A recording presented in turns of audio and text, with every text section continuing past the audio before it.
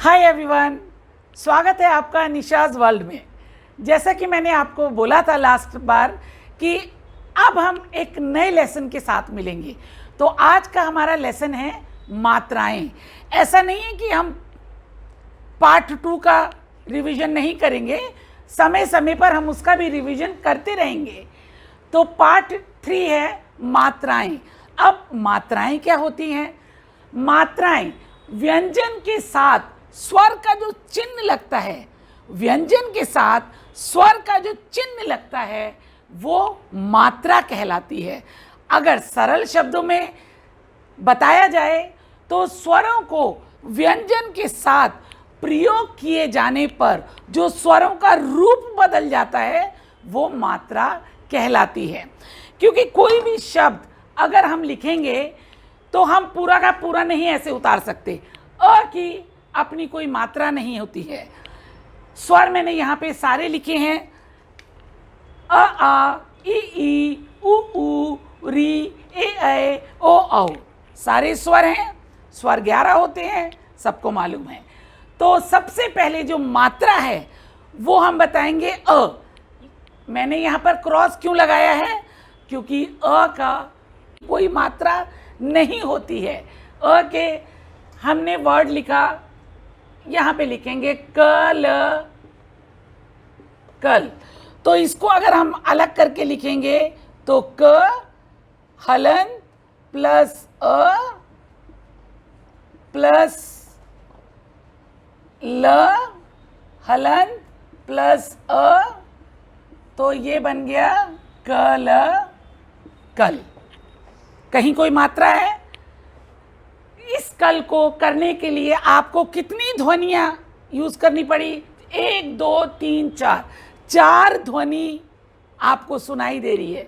क प्लस क छोटा है इसलिए हलंत लगाया, प्लस अ प्लस ल क्योंकि छोटा है हलंत लगाया, प्लस अ तो क ल कल।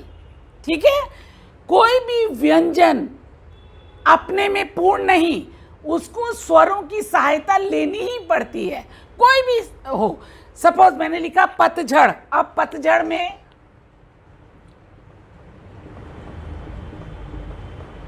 पतझड़,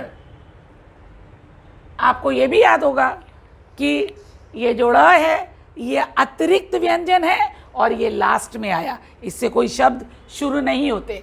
अब हम पतझड़ का अगर हम संधि विच्छेद करें या इनको ऐसे करके लिखें तो सिर्फ प को लेते हैं, प छोटा प्लस आ, तो ये कंप्लीट एक व्यंजन हो गया।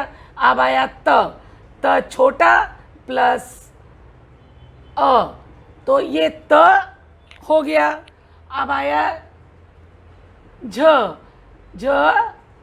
छोटा प्लस अ प्लस ड़ के लिए करेंगे, ड़ छोटा प्लस आ, तो ये क्या बन गया? पतझड़। आपको समझ में आ गया? ये क्या बन गया? पतझड़। एक बार और लिख देंगे ताकि आपको समझ में आ जाए। अब आपको समझ में आया होगा कि व्यंजनों के साथ स्वरों के बदले हुए रूप को मात्रा कहते हैं।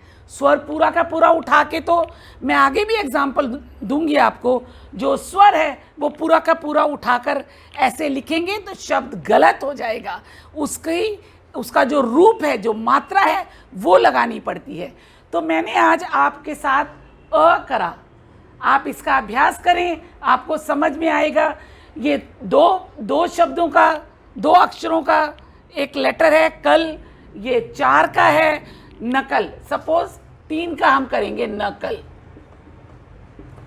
अगर टीचर ने कहा इसको आप अलग करके लिखें तो न हलन प्लस अ प्लस क हलन प्लस अ प्लस ल हलन प्लस अ, तो क्या बन गया? ये नकल।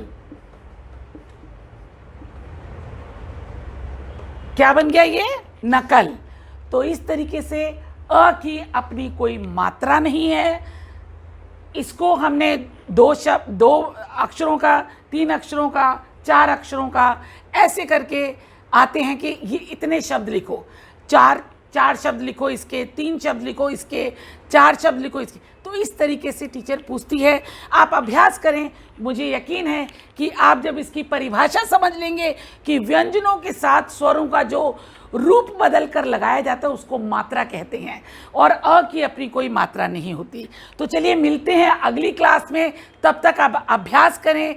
तब तक के लिए थैंक यू वेरी मच।